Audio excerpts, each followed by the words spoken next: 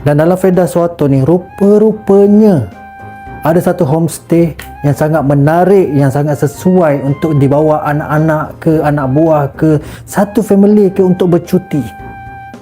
Tempat cantik, ada kolam renang pula tu, keluar-keluar pintu terus terjun je. Dan bentuk homestay dia pun cantik kan. Dia ada berapa 4 kategori: homestay, chalet, queen, dengan apa lagi satu studio. Ada 4 kategori bilik dalam homestay Wak Hassan ni. Okey, ni sebenarnya adalah percutian adik aku sebenarnya.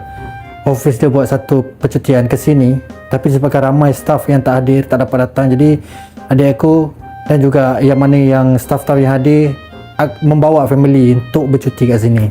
Sebab itulah aku ada kat sini kan. Menariknya bagi akulah hidden gem juga lah. Tak disangka-sangka ada tempat yang sangat